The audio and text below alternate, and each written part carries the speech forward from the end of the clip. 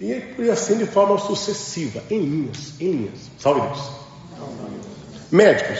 Médico de cura. Ou seja, o que o médico de cura faz? Ele busca a cura espiritual. Observe que o médico na condição física, ele busca o quê? A cura física. O médico de cura busca a cura espiritual. Não se, por esse motivo que não se tem no trabalho de cura, mesmo que seja nos tempos menores, que tem a cura evangélica, onde tem uma marca, mesmo na cura iniciática, que fica também uma marca, mas fica em cima, não tem contato, não tem toque. É apenas manipulação. Né? No trono, quem governa os tronos? Pai Joaquim das almas, né? Que rege os tronos. Né? Quem rege os pretos velhos é regido por Nossa Senhora da Conceição do Apará. Né? Já no trabalho de cura, quem que rege a cura? Nós tivemos, meus irmãos, hoje, quem rege a cura é o Dr. Ralph e a doutora Mércia. Na Segunda Guerra Mundial, nós tivemos muitas matanças, muitas mortes. E aí, essa falange alemã, governada, presidida pelo Dr. Ralph, ele comandou vários e vários médicos que fizeram o possível e o impossível para promover a cura, independente da nacionalidade, independente de quem matou, de quem morreu, de quem fez. Então, quando esses médicos desencarnaram, realmente eram espíritos muito iluminados, muito evoluídos. Então, através da Universidade de Manhães, o Pai Santa Branca, que já tínhamos uma linha curadora chamada Hindu aqui, na linha do amanhecer, convidou a Dr. Ralph e sua equipe para, juntamente com os hindus, na figura do vovô hindu, que governa também, que rege o povo hindu, trabalhar em conjunto nos salões de cura iniciática e no salão de cura evangélica. Então são essas duas entidades que nos assistem nesse trabalho, onde promove somente, exclusivamente, a cura espiritual. Por esse motivo aqui não tem nenhum procedimento médico, já tão bem ilustrado aí, teve linhas espiritualistas que fizeram esse trabalho tão brilhante. Você vê um médium, né, do estilo daquele Zé Arigó, é isso? Alguém já viu sobre ele? Então os procedimentos cirúrgicos deles, né, eram procedimentos mesmo, através de faca, através de a pessoa tinha um tumor no olho, enfia uma tesoura que arranca e por aí vai, né? Tinha um tumor aqui, cortava. Aqui no amanhecer não. Isso aí realmente são parte dos médicos. Nós aqui lidamos apenas com a cura espiritual. Por isso não tem nenhum tipo de contato físico na cura. E se estende também, médicos de incorporação, mestre da Pará, para o trono. Às vezes o paciente chega no trono aí e fala: meu pai, eu estou com dor de cabeça sem fim. Aí o preto velho vai, pega a mão, o curador iluminado e põe na cabeça. Jamais. Né? Já pensou? Meu pai, eu estou com uma dor no pé. E aí? Entendeu? A brincadeira, mas de muita seriedade. Aqui é tudo espiritual. O contato que o preto velho tem com o paciente é apenas nas mãos. Somente nas mãos. Tá bem? Salve Deus. Sereia de Iemanjá, que nos apresenta como se fosse o povo das águas, né? Quem que rege essa falange das sereias? Quem é? A nossa mãe, Iemanjá, e a nossa mãe, Yara. São as duas entidades que regem essa falange, que nos assiste nos trabalhos de contagem, que nos assiste no trabalho de cena candente, nos assiste no trabalho de quadrante. São essas entidades que nos assistem. Então, ele utiliza o quê? Ele utiliza justamente o poder das águas para desimpregnar. Então, observa também que no trabalho de cena candente, às vezes é comum, você vê um lado lá, tem até um diálogo lá com a sereia, né? Particularmente não existe, tá, Javares? Sereias não dão comunicação. Ela só canta. Aí que tá. Nessa linha de só cantar, muitos aparás, que aqui o apará no amanhecer, ele é consciente ou inconsciente? É como? Consciente. Se tiver algum aparelho inconsciente, entra por essa porta aqui, conversa com o mestre presidente, que ele vai orientar você. Aqui todo mundo aqui aparar aqui tem que ser como? Consciente. Isso mesmo, Alberto, consciente. Isso tem que ser o mestre aparar. Então, meus irmãos, os trejeitos, tem que falar aqui. né? A gente tem muito isso nos templos pequenos, às vezes, templos grandes, não importa. As sereias cantam, né? Aqui no Vale, sereia não canta não, tá, gente? Não tem esse movimento, esse barulho, esse chiado, não. É manipulação de energia, tá bem? Eu não consigo controlar a minha SHI. A minha sereia canta. Tá, se a sua sereia canta, pode ser que alguém venha vibrar em você. Lembra que a tia falava? Tá errado? Não sei. Sereia, até onde me alcança, ela canta espiritualmente, aqui no físico não, tá bem? Então evitem esses chiados, evitem esses ruídos, evitem essa panela de pressão, tá? A incorporação. Oi? A mensagem também não, né, Jaguares? Não tem como seria dar mensagem. Não tem identificação ali. Por sinal, quando você chega como mestre doutrinador, você faz o quê? Eu ia dar em plástico? Não, meus irmãos. Ali a sereia vai utilizar a força das águas para fazer um trabalho de impregnação em você. Ele não quer saber do seu quadro espiritual, não. O quadro espiritual é onde? Aonde é o quadro espiritual? Nos tronos. O paciente chega ali, né? Isso é magnífico, né? É engraçado esse dinamismo da doutrina. O paciente chega aqui, para onde você manda ele? Para onde? Para o trono. Chega no trono é o quê? O preto velho faz o quê? A comunicação diante do quadro espiritual do paciente que chegou e falou: salve Deus, seu nome é a sua idade. Ele identifica, faz a operação do quadro e ali já de mão do diagnóstico ele fala: meu filho, cura, junção, indução e ramo. Não é isso? Ou não? Quem pode alterar essa frequência? Ninguém. Somente o preto velho tem essa autonomia. Somente o preto velho. É muito perigoso isso, Jaguares, muito perigoso, né? O Araquém me contou uma história uma vez sobre uma mulher, sobre um paciente que era muito querido no amanhecer. Ele era um cadeirante, um rapaz novo, muito bonito. E lá em Brasília é o seguinte: quando apareceu um paciente desse, era cheio de gente em volta, né? E a tia sentada por aqui, estava atendendo lá, e o rapaz chegou, alguém carregando ele, passou nos tronos, rapaz.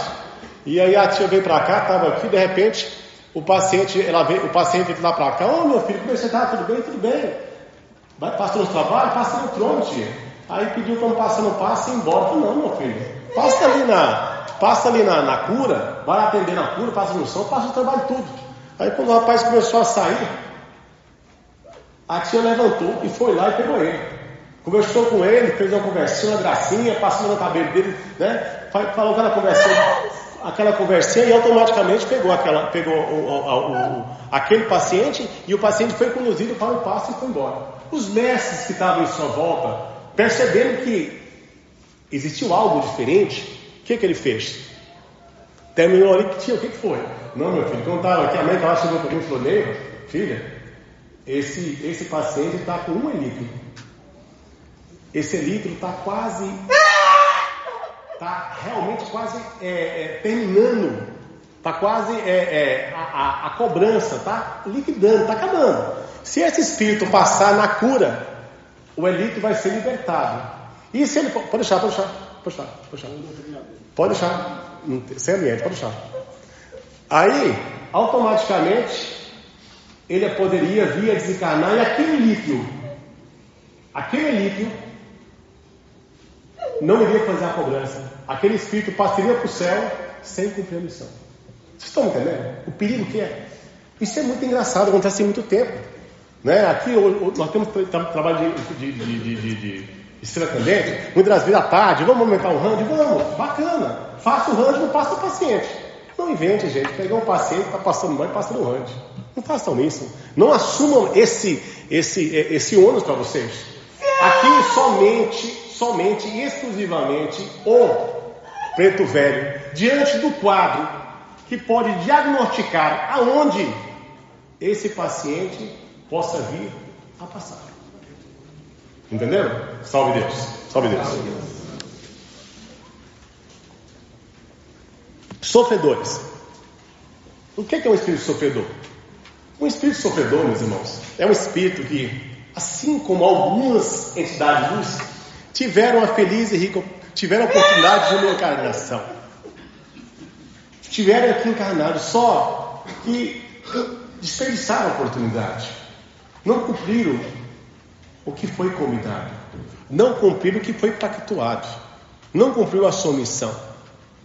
Desencarnou com raiva, com revolta, com frustração, com indignação, né? Então esse espírito ele não galgou luz, ele não curou as suas células. Então o espírito sofredor é um espírito com células doentes, são células envelhecidas, células atrofiadas, células feias. Então por isso que ele se apresenta com a emanação opaca, com a emanação pesada, né? Do que o espírito de luz se alimenta de energias espirituais. O sofredor se alimenta de ectoplasma pesado, gerado por animais, gerada por sangue animal, essas matanças que existem em trabalho de macumba aí, que geram ectoplasma, que geram fluido para o sofredor. Esse ectoplasma, somente de matança animal, é o alimento que esses sofredores se alimentam. Logicamente, se alimenta também de energias negativas, gerada pelo ódio, gerada por briga, gerada por discussões. Né? É muito comum você estar na sua casa, você brinca com a sua esposa, você brinca com o seu marido, daqui a pouco a brincadeira sai do controle, daqui a pouco um dos dois começa a se alterar, daqui a pouco vive um brigão sem fim. Aí você fala, puxa vida, que briga é essa? Por quê? Meus irmãos, quando você vai baixando o seu padrão, quanto mais você agride, mais você fica visível, e você começa a alimentar os sofredores, começa a energia baixa, e automaticamente você se torna vulnerável e visível ao irmão sofredor, e automaticamente ele tem mais força. Então é uma forma de alimentação do irmão sofredor, e nós aqui temos o único propósito de encaminhar esses espíritos sofredores a Deus. Salve Deus. E dentro desses espíritos sofredores, nós temos N tipos de sofredores. Por quê? Os sofredores normalmente eles se aglomeram por medo, viu, Jangares? Em falanges. Então, normalmente um sofredor não se isola. Normalmente, correção de meio, porque a visão do sofredor, quanto mais tempo ele fica envolvido sem se evoluir, a visão dele vai ficando opaca. Ele vai perdendo a luz, e gradativamente vai ficando mais escuro, mais escuro, mais escuro. Então, com esse receio, eles acabam se aglutinando, acabam se juntando um ao outro, e formando falange. Né? Falange são número de 7, ou descendente de 7. Né? Temos falando, por exemplo, aqui no amanhecer, nós temos sofredores que são chamados de recém-desencarnados. Os recém-desencarnados, nossa mãe tinha até uma forma muito peculiar de chamar esses irmãos sofredores. Eles chamavam esses irmãos sofredores de mortinhos. Mas quem são esses mortinhos?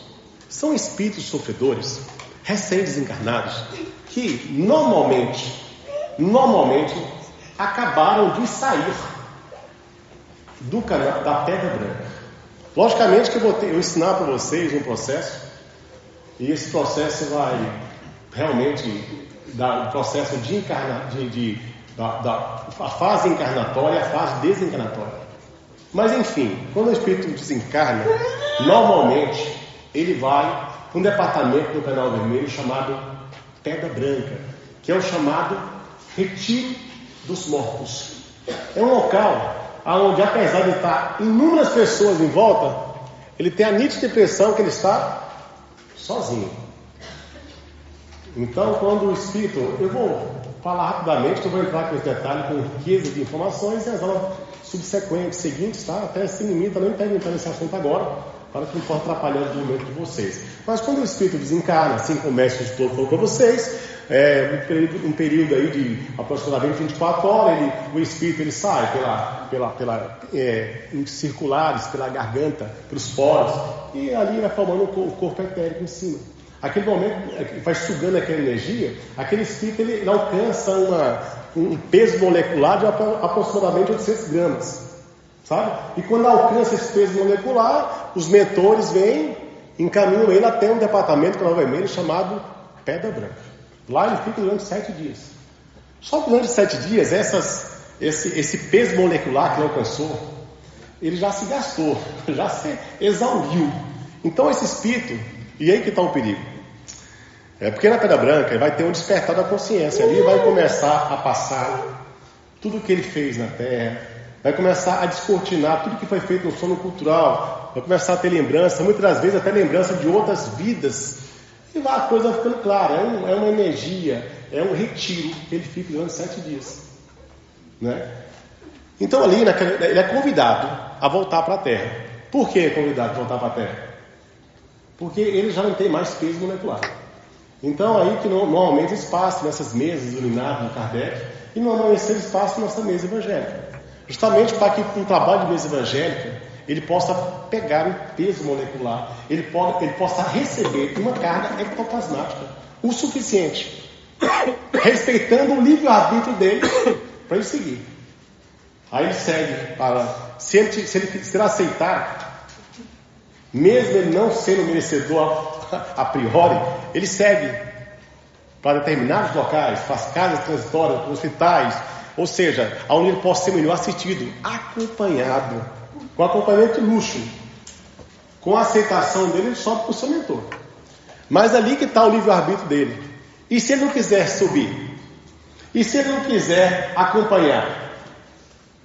Infelizmente, ali acaba a missão do mentor dele, naquele momento. A missão do mentor é acompanhar, até ali.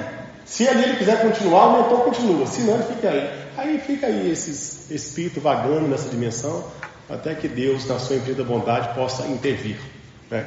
Então esses são chamados de mortinhos, são os espíritos recém-desencarnados. Observa a importância que é um trabalho de mesa evangélica. Salve Deus. Salve Deus.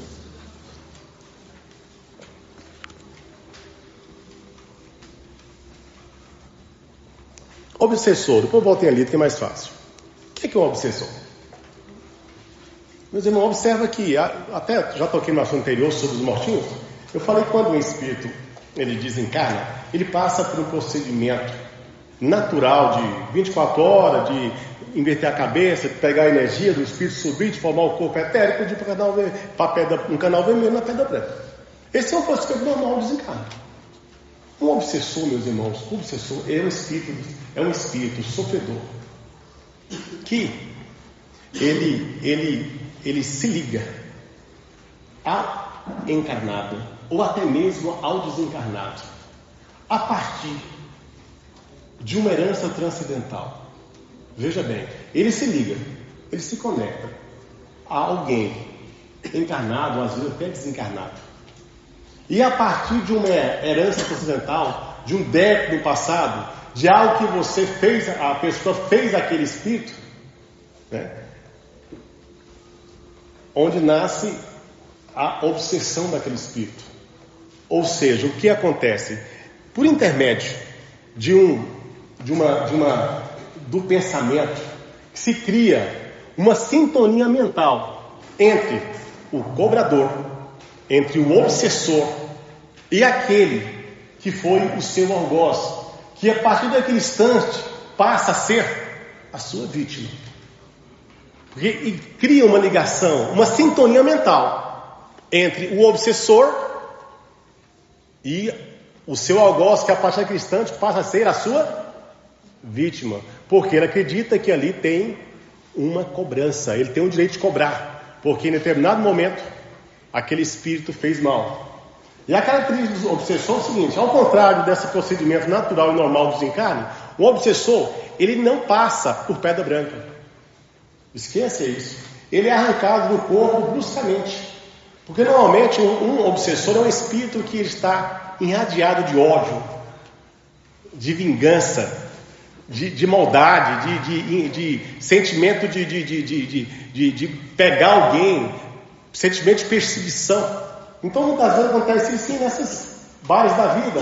Duas pessoas começam a brigar, um está com muito ódio, mata o outro. Naquele instante, por exemplo, não tem um médico de cura 24 horas, fazer o deslocamento do perispírito. Não, meus irmãos, o espírito ele sai do corpo assim, ó, no piscar de olho. Só que ele sai do corpo, ele não vai para a pedra branca, ele sai do corpo e vai para o etérico, vai para o espaço. E lá ele começa. A nossa mãe falava que eles começaram a gritar, igual louco. O obsessor como louco. Eles começam a gritar. Né? Ou seja, a sensação de um obsessor que está carregado de ódio é urrar. E ali, meus irmãos, como a matéria dele está leve, é 1000 vezes pior a vibração. Lembra do aspecto do desencarnado? Ele tem ligação potencializada. Então, ao contrário de você, que em algum momento da sua vida, alguém de vocês pode ter entrado em momento de fúria, onde você ficou cego de raiva, né? Porque você não viu o que eu fiz. Potencializa aquilo em 1000 vezes. E tira o corpo que te segura, tira a luz que te clareia, tira o seu mentor que está do seu lado. Porque um espírito desse, agora, você acha que tem mentor do lado dele na hora? De jeito nenhum, ele está sozinho. Logicamente, com a proteção de Deus. Mas não tem alguém ali zelando por ele, não. Então, meus irmãos, esse obsessor ele começa a cobrar de forma implacável o seu negócio. Ele começa a cobrar de forma implacável aquele que se tornou a sua vítima. E muitas das vezes, ele lá do espaço, por essa ligação, por essa sintonia mental, ele vibra lá do espaço, estranho aqui, do espaço, lá em cima, do etéreo. Entendeu?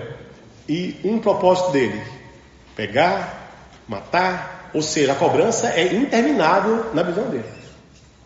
E aí, meus irmãos, ele começa a avançar para outro estágio. Por quê?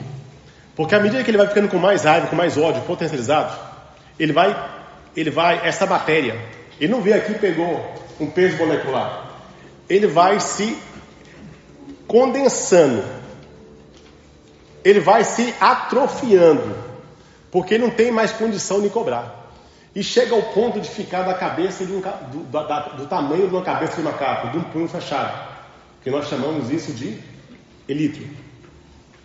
Logicamente, com a cabeça, com os pés, com os braços, logicamente de uma forma desumana, mas ainda lembrando como fosse um ovoide, que é chamado de elítrio.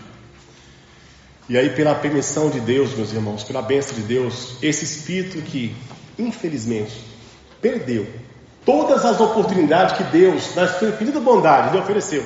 Porque todo dia Deus dá uma oportunidade para a criatura. Depois de ele perder todas as oportunidades, ele se torna um elítrio. E aí, meus irmãos, é impossível uma encarnação, é impossível uma doutrinação, até uma desobsessão é complicado. Então ele só tem uma forma de receber, é que ele venha encarnar, desculpa, não encarnar, ele vem acompanhar uma encarnação.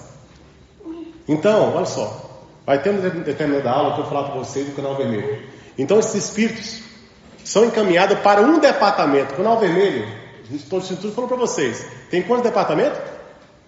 Vamos? Quantos departamentos do Canal Vermelho? 21 departamentos. E um desses departamentos é exclusivo e único para os elítrios.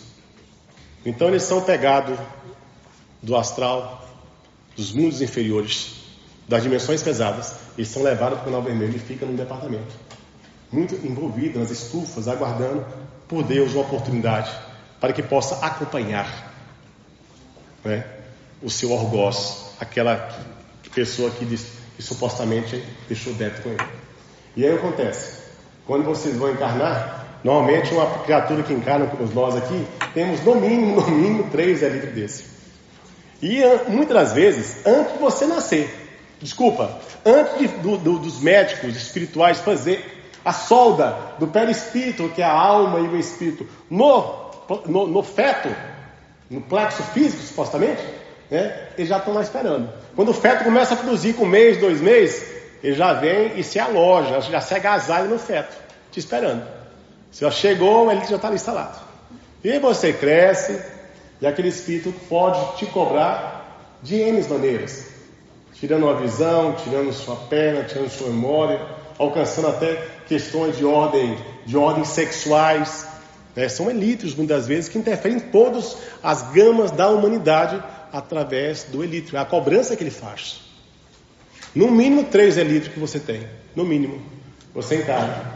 E aí é o seguinte, pela contagem de Deus, dentro de um planejamento que as cobranças são remanejadas de 80 dias, esse elítrio começa a te cobrar, e muitas das vezes ele te acompanha do seu nascimento, ou melhor, antes do seu nascimento até o seu desencarne. E no desencarne ele continua ainda no seu organismo etérico, que é outra matéria, mas continua ainda. Você parte para o outro lado, ele continua.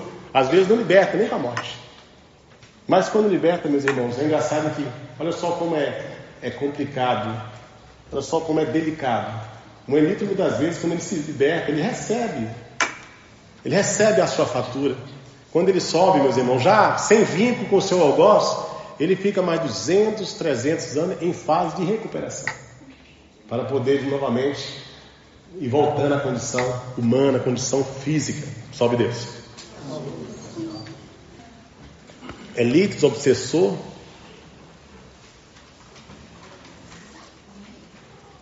Depois eu falo de Yeshua. Morumbus. Os morumbus, meus irmãos, são chamados bandidos do espaço. Esses são terríveis. Esses são perigosíssimos. Por quê? Esses espíritos, eles não têm comprometimento com nada. São chamados de bandidos do espaço. Por quê? Eles ficam atrás de buscar criaturas que não têm padrinho. Lembra que eu falei para vocês que em determinado momento você escolhe estar ou não com o seu mentor? É aí que está. Quando o mentor ele rompe com você ali, você fica à mercê, você fica sem padrinho. Então fica muito à mercê desses bandidos do espaço. Muito à mercê dos bandidos do espaço. Então, meus irmãos, esses espíritos eles têm um poder hipnótico. Eles têm o poder de hipnotizar as pessoas. Em que sentido? A pessoa cresce numa crença religiosa, de uma religião, de uma seita, de uma doutrina, não importa. E ele espera que um dia, por ele ter se salvado, por ele ter feito o seu dever de casa, quando ele desencarna, ele não sai de perto do corpo. Porque ele espera que venha a ressurreição, ou que Jesus venha numa nuvem branca e vai arrebatar ele, pegar ele na mão, né? E aí chega um mentor, chega outro mentor, né? Que no cemitério, às madrugadas, as grandes entidades vão lá doutrinar os espíritos, e muitos vão partir, outros lá, fica lá. Chega o mentor, ele sai para lá, fulano de tal, sai para lá, trem ruim, né? Ele não aceita ninguém. Aí chega o bandido do espaço, todo bonitinho, supostamente falando, e fala assim: seu João, tudo bem? Seu João, né? Seu João, é o seguinte, sabe Jesus de Nazaré? E começa a olhar para você e começa a te hipnotizar. Porque ele tem esse poder, meus irmãos, de hipnotizar. Então, o que acontece? Ele convence você que Jesus está ali e te leva. E aí ele vai negociar você. Ele vai te vender você para os Exus, para aquelas falanges, em troco de magnético, em troco de energia. Entendeu? E é ali onde o filho chora e a mãe não ouve. Então esses murumbus, meus irmãos, esses espíritos são passíveis de passar no trabalho de trono. E eles têm uma presença, eles se revertem, a roupagem dele é como se fosse um bode, né? A figura desses espíritos. Salve Deus. Murusangis. Meus irmãos, os murusangis são os chamados sanguessugas. Eles vampirizam as suas vítimas. Ele suga a energia vital. Ou seja, ele suga a energia de quem está vivo. Ele suga a energia do encarnado. Né? São aqueles, meus irmãos, amarelos que chegam no tempo. A pessoa, normalmente, ele entra em depressão, a pessoa entra no estado clínico de depressão, de ansiedade, e vai perdendo a vontade de viver. Não consegue sair da cama. Muitas das vezes são vítimas desse tipo de espírito que estão sugando a sua energia, a sua vontade. Né? Então ela encontra acesso em você, que você começa a ter indisposição, a chamada preguiça, e esses espíritos são muito vulneráveis a isso. No caso, esses espíritos passam sim o trabalho de tronos, tá? Salve Deus. Depois nós temos aqui os chamados homúlos. Os homúlos, meus irmãos, eles têm uma roupagem de caveira, com uma capa vermelha, e ele tem uma característica, porque ele manipula matéria em decomposição. O que isso quer dizer? É muito comum esses homúlos, que também são cobradores, eles atuarem em cemitério. Porque o que eles fazem? Eles manipulam aquela energia do resto do sangue, da matéria, do defunto, do cadáver animal. É comum esse espírito manipular aquela energia. Né? Salve Deus.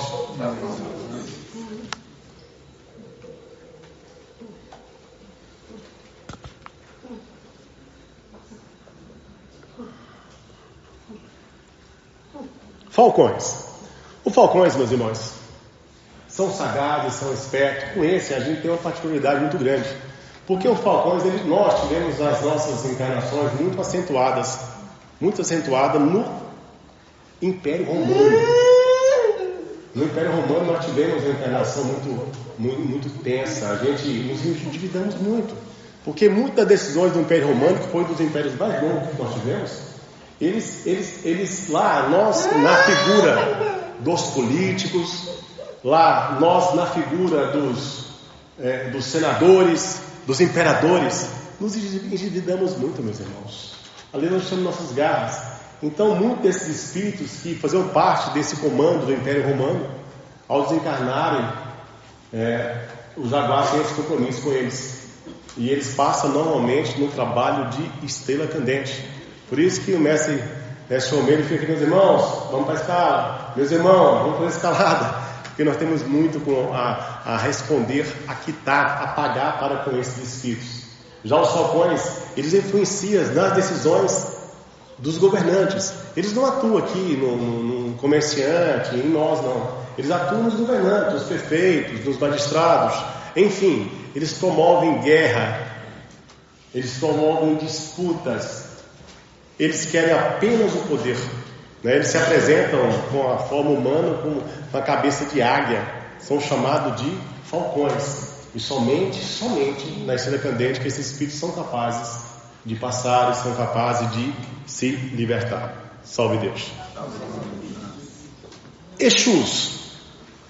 O que é um Exu, meus irmãos? Exu é um espírito sofredor. É um espírito de personalidade forte, de personalidade ativa, com orgulho intelectual muito elevado, onde o grau de inteligência, onde o grau de esperteza, onde o grau de convencimento é muito alto, muito alto.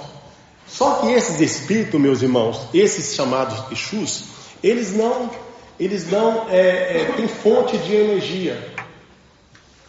Eles não manipulam energia. Eles não manipulam, mas eles movimentam a energia. Eles não têm fonte geradora de força e nem uma fonte de energia pura. Então eles não geram energia, eles não têm acesso à fonte de força, eles não têm acesso à fonte de energia pura. Por isso que existe, os Exu fazem esses engotos, esses acordos, porque eles não têm energia. Eles não é que não têm energia, eles não têm fonte de energia pura. Por isso que são chamados de Exu, são espíritos inteligentíssimos, são espíritos que dominam as legiões, são espíritos que dominam o império.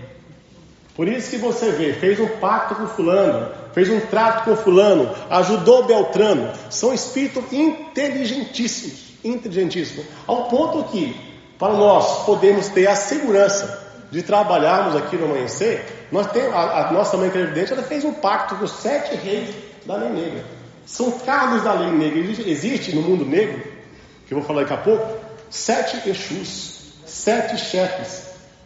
Tem os seus dons particulares. Então a tia Neua, para dar a nós a segurança de ninguém tocar no fio de cabelo da sua cabeça, você não tem mais, né? Mas no fio de cabeça, ninguém toca. Ninguém toca porque existe um pacto da tia Neua com os Exus. Ela foi lá no começo da doutrina. Ela foi junto, às vezes, ela chegava lá em cima, junto a mãe Tio, junto para João, mas quando ela ia falar com o Exu, ela estava até caminhando sozinha. Chegava lá aquela mulher de 1,60 m, né? Aquela nordestina, baixinha, pequenininha. Ele falou, estou aqui porque eu quero fazer um trato com o senhor. Eu vou ter filhos, e todos os filhos que eu marcar com essa cruz nas costas aqui, eu queria que você não tocasse.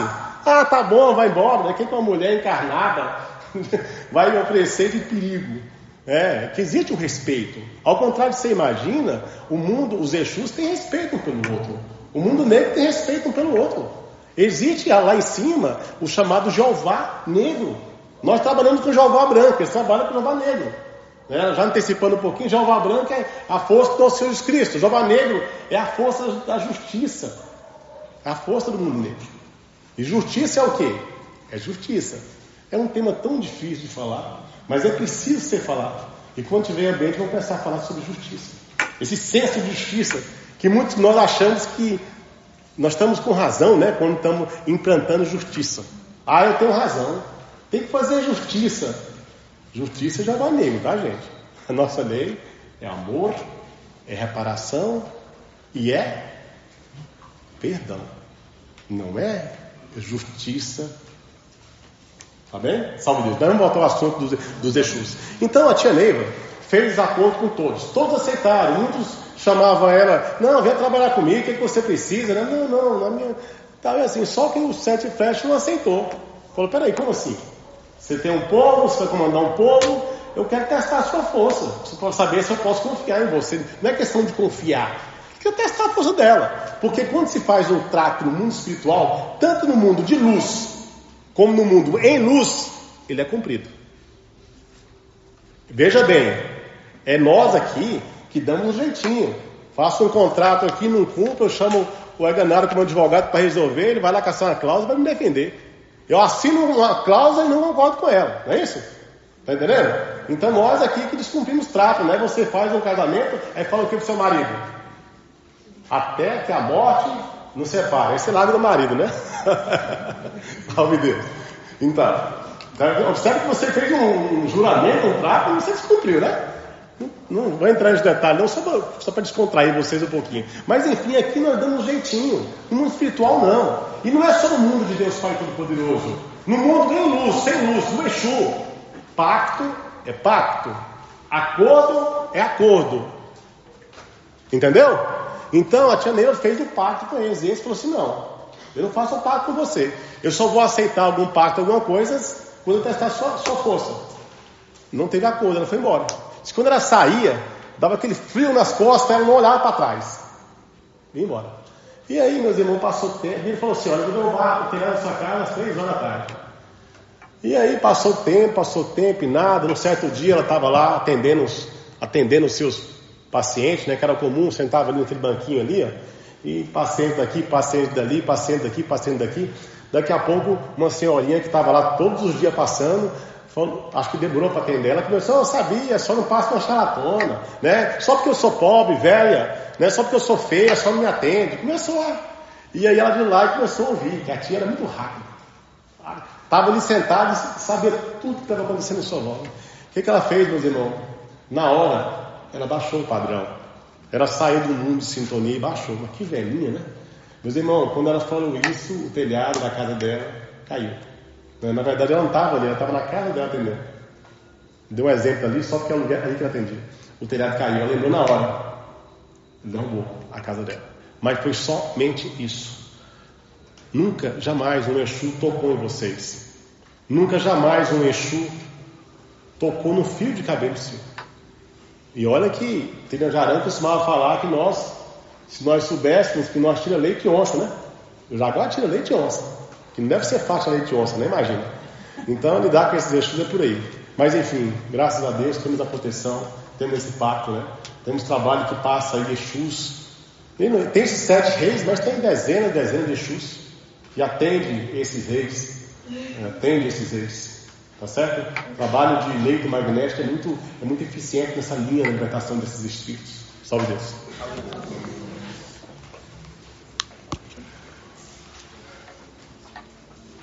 Vale das Sombras. O Vale da Sombra, meus irmãos, é o Vale da Incompreensão. O Vale da Incompreensão é a universidade do mundo negro. O Vale das Sombras ali, eles criam máquinas, eles criam doenças. Toda doença que nós temos na humanidade hoje não são oriundas de Deus Pai Todo-Poderoso. O Vale da Sombra, dentro da sua universidade, com mentes inteligentíssimas, que criam essa doença e jogam no vento. Eles interferem muito, no máximo possível. Eles governam religiões, dominam religiões. Por isso que você vê que tem muita religião aí, com todo respeito, que eles promovem algo chamado cura. Ou vocês duvidam? Promove cura, por quê? Se são eles que criam, então não a religião, e sim o mundo negro, então facilmente eles conseguem tirar a doença, promover a cura, para que possa haver credibilidade. Então lá eles criam máquinas, criam doenças, e lá é um mundo muito terrível. Por quê? Porque essas grandes bênçãos aqui na Terra, esses grandes líderes, esses grandes cientistas, quando desencarnam, o mundo espiritual tem que fazer todo um amparo, tem que fazer toda uma preparação para que o Vale Negro, os do Vale Negro, os do Vale da Sombra, não venha a resgatar ou a capturar esses espíritos. Grandes líderes aí, porque quando eu chego lá em cima, meus irmãos, são realmente muito difíceis de ser doutrinados. Muito difícil, muito difícil. Porque essa entidade que fica no Vale das Sombras são entidades que não aceitam a lei crística. É engraçado que eles não aceitam Jesus. Eles acham Jesus um fracassado. Só que eles acreditam em Deus Pai Todo-Poderoso. Olha só. Acredita em Deus e não aceita Jesus. Acredita em Deus e reprovam o sistema crístico. A lei do amor, do perdão, da reparação. Ele segue a lei italiana. Dente por dente, olho por olho. Observa que essa linha dente por dente e olho por olho, ela está muito associada a Jeová Negro, que é a lei da justiça. Essa é a lei que pondera, essa é a lei que prevalece para os espíritos do Vale das Sombras. É a lei da justiça. E nós, muitas das vezes, queremos praticar justiça. Se alguém lhe faz mal, você quer fazer o quê? Você tem o direito de agir da mesma forma, não é isso? Alguém te roubou, você quer que ele faça o quê? Prenda, mata, soma, não presta, é emprestável, não é isso? Não é isso? Alguém te engana, você quer retribuir da mesma forma. Alguém te ilude, você quer retribuir, porque você acha que tem que ser justiçado. Observa que a linha é muito tênue. Essa linha da justiça tem que ter muito cuidado. Você trabalha na lei do amor, do perdão e da reparação. A lei da justiça, meus irmãos, ela está muito próxima do mundo negro. Apesar de falar a justiça divina. A justiça divina é Jeová Branco. Simples assim. Justiça divina é o quê? Jeová Branco. Jeová Branco é a lei de quem? De nosso Senhor Jesus Cristo. A lei de nosso Senhor Jesus Cristo aceita você separar? Aceita você prejudicar? Aceita você se vingar? Aceita você fazer justiça? É a lei de Jesus? É a lei de Jesus? Não é. Então essa é a lei do mundo negro.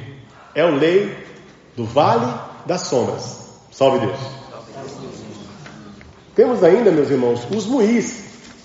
É outra falando de espíritos. Os muís, eles têm impregnação pesada, eles têm os olhos vidrados, o Nestor falava que é como se fosse uma face de uma laranja cortada no meio, sabe? E eles têm um poder muito grande de se materializar, de mover, de se materializar.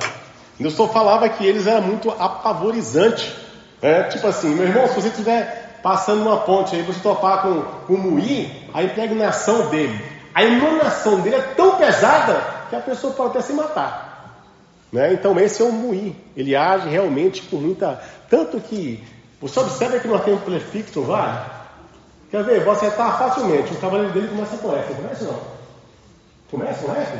E o seu começa com F? Entendeu? Muí termina com I, apesar de ser com I, com a entonação de I. E no mundo espiritual, tudo que termina com ir, no lado negro, é ruim. Então, essa é a característica do muí. São espíritos pequenininhos, assim, baixinhos, médio em torno de 70 centímetros. E tem uma emanação muito pesada, viu? Muito pesada. Salve Deus. E por fim, nós temos o que você já conhece bem, que são chamados dos alaruês. Esses que aqui no templo está carregado. Principalmente agora, pode ter muitos alaruês por aí, né? São pequenos espíritos também, baixinhos. Eles têm as orelhas pontiagudas, né? E eles não incorporam. E esse espírito, eles têm a característica de, muitas vezes, de criar algazarra, de criar riso, de criar descontração, de criar ciúme, brincadeiras, euforia. Nossa mãe falava que eles ficavam assim, subindo aqui, subindo, espendurado, debaixo da perna do jaguar, né? Você observa que você está aqui dentro, aí começa a rir. Daqui a pouquinho você começa a rir. Daqui a pouquinho você começa a rir. Aquelas brincadeiras inadequadas, inclusive na fila da preparação. Lembra que eu pedi para vocês, não brinquem? Não brinquem? Por quê? Está cheio de alaruês. E esses alaruês, meus irmãos, eles não incorporam os tronos, não. Como é que o alaruê passa? Através da mudança da energia do ambiente. Como é que nós mudamos o ambiente aqui hoje? O que o Romero pediu quando entrou aqui dentro? Mantração. Quando você foi mantrando, automaticamente eles não têm ambiente para cá. E aí eles vão se curando, vão se libertando com a alimentação de vocês. Vocês libertam esse espírito, uma prece Simiron, meus irmãos, encaminha milhares desse espírito para o céu. Porque esses espíritos, eles não gostam de gente louca. Se você for no manicômio, né, os antigos manicômios que tinham, não é manicômio mais, você não encontra um aroê. Por quê? Eles enlouquecem você. Quando você enlouqueceu, perdeu a graça, não tem mais graça, né? Salve Deus.